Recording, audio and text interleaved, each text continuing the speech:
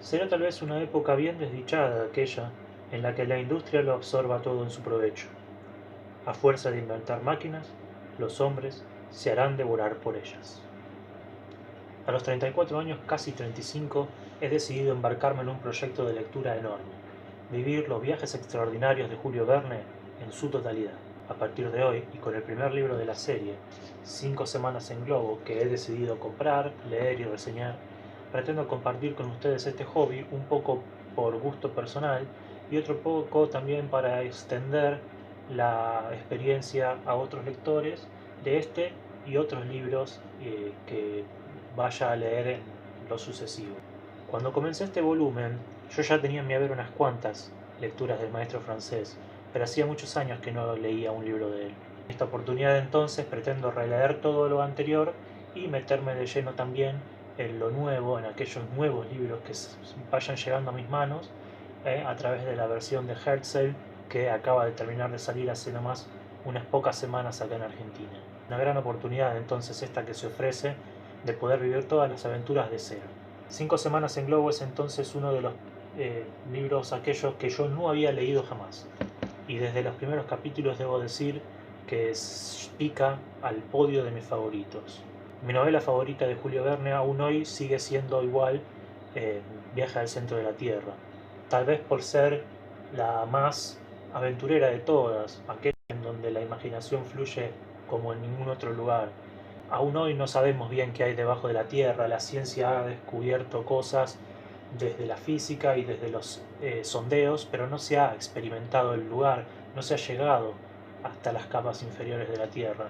Así que imaginémonos el siglo XIX, en donde el maestro creó todo este mundo lleno de criaturas prehistóricas y realmente recordarlo, yo lo leía en la adolescencia y nada, esa experiencia de haber leído ese libro aún hoy sigue siendo para mí inigualable. El libro que hoy nos ocupa tiene todo aquello que le podemos pedir a una novela de Julio Verne. Por un lado, la aventura fabulosa de un viaje en globo a través de África y por el otro, una descripción muy informativa de los paisajes que van recorriendo los personajes, ¿sí? Tanto de los que eran conocidos en ese entonces como de los que no, y que Julio Verne rellenó con su imaginación, siempre basada en investigaciones propias. Para la época en la que el libro fue publicado, aproximadamente en 1860, el continente africano no había sido todavía explorado completamente por los europeos y gran parte de su geografía no era conocida. Esto permitió que la imaginación de las personas occidentales relacionaba a través del exotismo que África representaba para ellos, bueno, un montón de lugares monstruosos, llenos de criaturas espeluznantes, mujeres salvajes que atacaban y se aprovechaban de los hombres blancos, puros y buenos.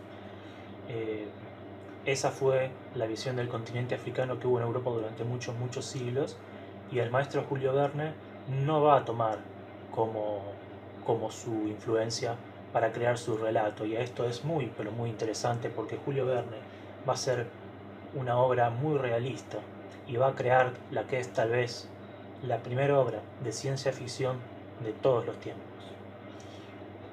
Hay quienes puedan decir que aquella fue Frankenstein, hay muchos argumentos a favor de Frankenstein, fue anterior a 5 semanas en globo, pero me parece que la obra de Mary Shelley tiene algunos elementos particulares que la hacen más fantástica que realista y por lo tanto no debería poder ser contabilizada como una obra de ciencia ficción, pero eso es un debate para más adelante, quizá cuando reseñe Frankenstein, que pienso hacerlo, y lo podamos ver ahí.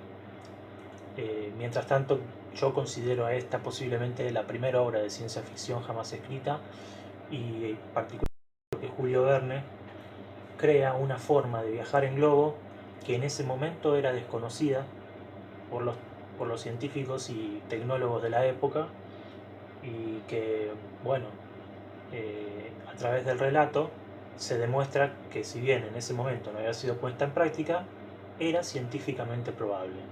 Por eso es probable también, valga la redundancia, que se considere a esta la primera obra de ciencia ficción.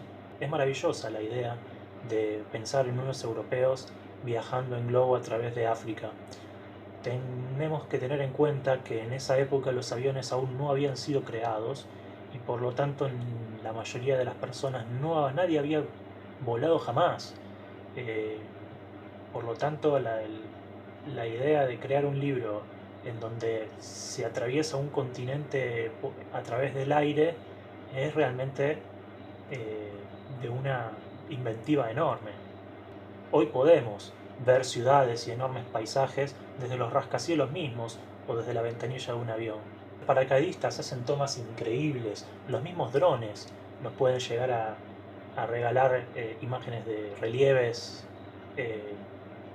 a los que no podemos llegar fácilmente nosotros. Tratemos entonces de imaginar a Julio Verne en esa época creando esta aventura increíble de unos personajes viajando transporte aéreo a través de todo el continente africano y viendo toda su superficie y todos sus accidentes geográficos. Es realmente muy novedoso para la época y distinto a todo lo demás. Julio Verne no había subido jamás a un globo en el momento de escribir esta historia. Estos existían, pero solo recorrían distancias muy cortas y siempre controladas. Nada de eso va a ocurrir en este libro, en donde los personajes se van a embarcar en la aventura por sí mismos, sin estar vigilados por nadie, y así recorrer todo el trayecto de costa a costa. Al hablar de 5 semanas en globo, no es correcto decir esta aventura, más bien sería estas aventuras, ya que los personajes se ven envueltos en una serie de peripecias que se suceden una detrás de la otra. Esto evoca las novelas épicas como la de Quijote de la Mancha o El Cantar de los Nibelungos, o quizás las más antiguas de Homero, en donde los personajes vivían un montón de aventuras que eran cantadas siempre ensalzando su heroísmo y su figura. En esta novela también se relatan estas aventuras con un poquito más de humor, ¿no? Porque Julio Verne tiene una prosa mucho más avanzada, mucho más moderna, y bueno, y nos cuenta las aventuras de una forma mucho más entretenida que las novelas antiguas, pero ensalza también sus cualidades. Claro que la idea de los cantares griegos era más bien resaltar la figura del héroe como una forma de trasladarlo a través de la educación a los ideales de los niños y de los jóvenes, ¿no? El héroe griego debería representar todas las virtudes de un pueblo. En el caso de Julio Verne, entonces, si bien los personajes son ingleses y el francés, su idea es representar a través de ellos el ideal del europeo aventurero de esa época, o al menos aquello que los europeos creían que eran y la forma en la que se veían a sí mismos. Una completa ignorancia sobre el colonialismo y los desastres que Europa ocasionó en África en aquel entonces. Es más que ignorancia, una omisión voluntaria. Yo calculo que Julio Verne sabía perfectamente las cosas que sucedían, pero bueno, tal vez por cuestiones comerciales no era conocido todavía, decidió no incluirlas en el texto. Más adelante lo va a hacer en sus libros más maduros. Hay entonces acá también una demonización acerca de los tribus de esas regiones, ¿no? Hay aquí entonces una diferencia con respecto a la épica, ya que Julio Verne no pretende a través de estos personajes crear héroes legendarios, sino más bien inventar una historia entretenida de aventuras con la cual poder demostrar sus conocimientos científicos y también enseñar geografía a sus lectores. Es necesario detenernos en algo muy importante. Julio Verne no es un autor para cualquiera y definitivamente no para los niños. Alguna vez pudo haber sido un ídolo de los jóvenes y de los niños, pero la verdad es que la literatura hoy ha cambiado muchísimo y no podemos verlo como otra cosa que un clásico. Son obras inmortales, obras a las que jamás le van a pasar los años y serán leídas por los siglos de los siglos porque tienen una calidad intachable y porque fueron pioneras. Pero yo recomiendo leerlos a partir de la adolescencia. Este libro va a seguir representando las ideas que tenían los europeos sobre África en el siglo XIX, pero a diferencia de otros libros de esa época, este está escrito en una calidad diferente y la aventura tiene componentes que lo hacen superior, diferente, distinto, y por eso ha quedado en la memoria de todos y se ha pasado de generación en generación y es un clásico. Es la obra de un autor que estaba por convertirse en uno de los más célebres de todos los tiempos, pero, como dije anteriormente, sus libros no son para leerlos en cualquier lugar, no son libros para leer en el colectivo o en el tren, o cuando hay mucho bullicio, son libros para leer tranquilo, con un mapa de África al lado, ¿sí? Un mapa físico para poder ir identificando los lugares. ¿Sí? Es importante, Julio Verne da coordenadas continuamente, entonces es necesario que sepamos en dónde está ocurriendo la acción. Es para ir leyendo despacio, disfrutando cada una de las aventuras, metiéndose en el papel de los personajes, visualizando todos los paisajes que el maestro describe de manera realista. Eh, es una obra para leer así. Además, junto a un diccionario para ir buscando las palabras que desconocemos, porque Julio Verne enseña mucho en sus libros y podemos aprender mucho de él. ¿Sí? Aprendemos sobre geografía, sobre ciencia, sobre historia. Por lo tanto, si buscamos disfrutarlo en su máxima expresión, debemos evitar la tentación de leérnoslo de un saque.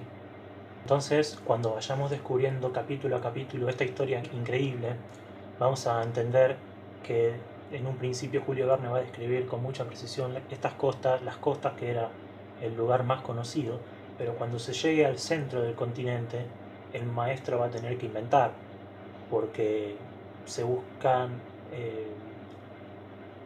explicar y describir lugares que eran desconocidos en ese entonces. Para esto, y para un gran giro que hay cerca del final del libro, Julio Verne se va a basar para describir estos sitios en testimonios de familiares y descendientes de esclavos africanos viviendo en Europa. Esta es la investigación que Julio Verne va a realizar para poder darle credibilidad a su relato, y créanme, la precisión es increíble, los va a sorprender. Pero más allá de todo, ese es el momento en donde nosotros tenemos que aprender a diferenciar realidad de fantasía, la parte de ficción que tiene la obra de la parte real que podemos leer en un mapa y en un atlas. Allí vamos a entender cuánto es cierto de estos paisajes y cuánto Julio Verne necesitó inventar para poder llenar y completar su historia. Por más precisión que la historia tenga, no es exacto, le va a errar en algunas coordenadas, por ejemplo, pero las montañas que describe Julio Verne existen, son aquellas que les describieron los familiares de esclavos viviendo en Europa. Hay un accidente geográfico, hay un lugar que está descrito con una precisión que asusta realmente, que es lo que hace tan grande a este hombre, a Julio Verne, y hace que uno lo admire tanto. No puedo decirle quién es, yo no spoileo en mis reseñas, ya lo van a ver, pero hay una particularidad del relieve africano, cierto accidente geográfico muy importante que en ese momento no se conocía y que a través de estos testimonios Verne va a reconstruir en el libro, en la novela, y increíblemente unas décadas después, cuando realmente se llegue a conocer ese lugar, es impresionante la precisión con la cual lo describe en el libro. Esta es una digresión, una pequeña nota de color que agrego para poder entender lo que este autor significa, al menos para mí. Creo que también Verne dista de ser un escritor para cualquiera, porque no solo se dedica a dejar fluir el globo y a que los personajes avancen sin cesar, sino que suele detenerse, ¿sí? De vez en cuando, para que la historia se vea más realista. Por ejemplo, hay una parte en donde se describe una travesía por el desierto, porque si vas a África es obvio que vas a ver aventuras en el bosque, en la selva y en el desierto. Entonces allí los personajes se quedan varados o avanzando muy lentamente en los casi inexistentes vientos del desierto, y van a vivir aventuras igual. van a ver que la historia avanza pero el globo no. Es allí entonces en donde Verne va a inventar un montón de historias y a salir airoso de este problema que le plantea el argumento, ¿no? En una obra más pequeña, más chiquita, más contemporánea, de esas chiquitas, podríamos pensar en historias más fantásticas, más fabulosas, sin demasiado rollo. Bueno, en esto no, Julio Verne se lo va a tomar en serio y no va a agregar cosas de más, ¿sí? Todo encaja perfectamente en la estructura del relato. Por ejemplo, los libros de bolsillo son aquellos que yo recomendaría a una persona que simplemente esté ávida de leer aventuras sin detenerse demasiado a recibir discursos sobre relieves y sobre historia. Y quizás solo quiera ver a los personajes vivir acciones. Los libros de bolsillo en ese sentido son muy entretenidos, a mí me gustan mucho, pero no tienen esta profundidad. Son distintos tipos de lectura que uno puede hacer. Así que tal vez a los niños sí uno les recomendaría empezar por estas pequeñas aventuras y bueno, cuando ya sean más grandes y conozcan un poco más del mundo, allí debería llegarle Julio Verne. Estas son las que se pueden leer en el colectivo, en el tren, cuando hay bullicio o cuando está el televisor prendido.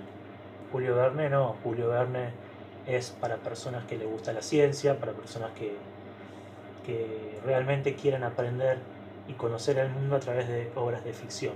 Les va a pedir, les va a solicitar mucho más atención y un esfuerzo intelectual mayor, ¿sí?